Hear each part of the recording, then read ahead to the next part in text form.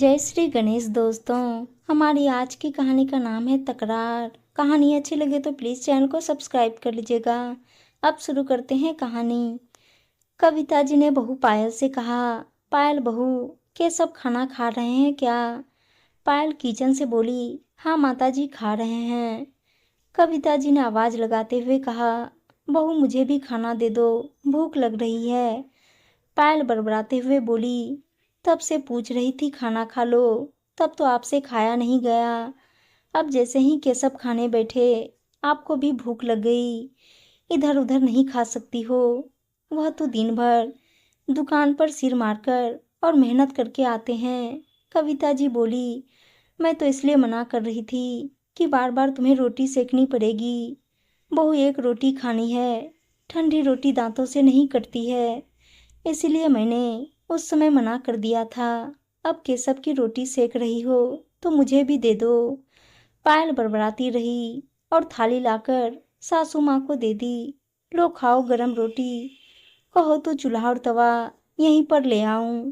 Kitchen से लाते लाते भी तो ठंडी हो गई होगी रोटी। कविता जी की आंखों में अपमान के आंसू भर आए।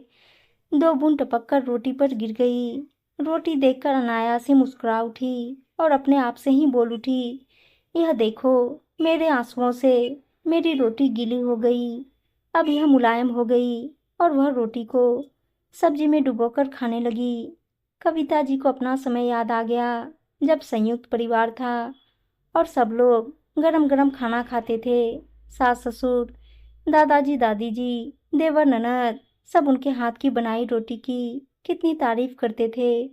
ससुर जी तो हमेशा यही कहते, हमारी कविता बहू ऐसी रोटी बना दे कि जिसके मुंह में एक दांत भी ना हो, वह भी आराम से खा ले। कितनी मुलायम है, देखो मक्खन की तरह। तब तक केशव आ गया और बोला, क्या बात है माँ, कहाँ खो गई? यह रोटी ठंडी हो रही है, खाओ ना।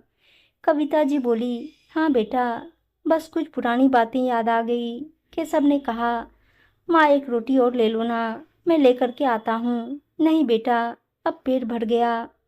एक रोटी से तुम्हारा पेट भर गया? कविता जी बोली, बेटा बुढ़ापे का शरीर है, अब जवान थोड़ी ना हूँ जो 4-5 रोटी खाऊंगी।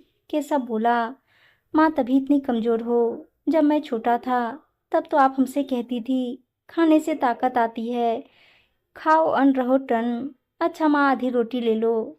आज बेटे की मनुहार देखकर कविता जी ने मुस्कुराकर कहा, तू इतना जिद कर रहा है तो ला आधी रोटी रख दे, खा लूंगी। और वह बच्चों की तरह खुश हो गई। केशव पास में ही बैठ गया और बोला, माँ आप जल्दी खाना खा लिया करो, मुझे तो इतनी देर हो जाती है दुकान से आने में। पायल, माँ को जल्दी खाना दे दिया करो, 10 बज रहे हैं, आप इतनी लेट खाना खाएंगे।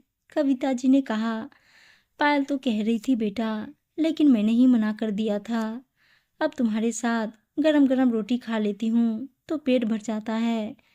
पायल ने बड़ी ही गुस्से नजरों से कविता जी की तरफ देखा, लेकिन मुँह से कुछ नहीं बोली। केशव ने कहा, ठीक है माँ, मैं कल से थोड़ा जल्दी आ जाया करूँगा, फिर हम तुम दोनों एक साथ बैठकर खाना खाएंगे, देखें कौन ज़्यादा खाएगा और कितनी जल्दी खाएगा। कविता जी हंसने लगी और बोली, बेटा तुम भी बुढ़ापे में मेरे से मजाक कर रहे हो, अब मैं तुम जैसे जवान की बराबरी कर पाऊंगी क्या? केशव बोला, माँ कुछ ज़्यादा ही व्यस्त हो गया था, तभी तो आपकी तरफ ध्यान नहीं दे पाया और आप इतनी कमज़ोर होती चली गई। अब लापरवाही बिल्कुल नहीं होगी। पापा के जाने के बाद आपने अपने आप को बिल्कुल अकेला कर लिया। मुझे आज भी याद है जब आप बचपन में हमको और दीदी को खाना खिलाती थी, ना जाने कितने कौर तो हम लोगों को बेवकूफ़ बनाकर खिला देती थी। यह तोता का, यह चिड़िया का, यह कौवा का, और हम दोनों आपके हाथों से अमृत खाते रहते थे। इतना कहते कहते केशव भावुक हो उठा और उसकी आंखें छलक उठी।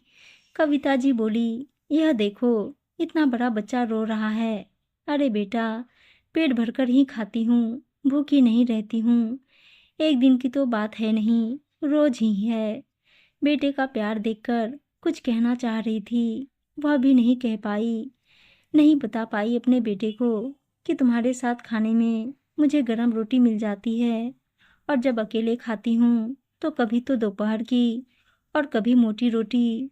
इसलिए तो तुम्हारे साथ खाने के लिए बैठी रहती हूँ, क्योंकि ठंडी और बासी रोटी अब दांतों से नहीं कटती। लेकिन बहू बेटे के बीच में कोई तकरार ना हो, यह सोचकर चुप रह गई। वो जानती थी अगर वह जरा सा भी कुछ कह देंगी तो बेटा आफत कर देगा और बहू बाद में बेटे से भी ज्यादा उनका जीना हराम कर देगी।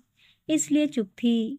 उम्मीद है दोस्तों कहानी अच्छी लगी होगी, और अच्छी अच्छी कहानियां सुनने के लिए चैनल को सब्सक्राइब और वीडियो को लाइक शेयर जरूर कर दीजिएगा। धन्यवाद दोस्तों।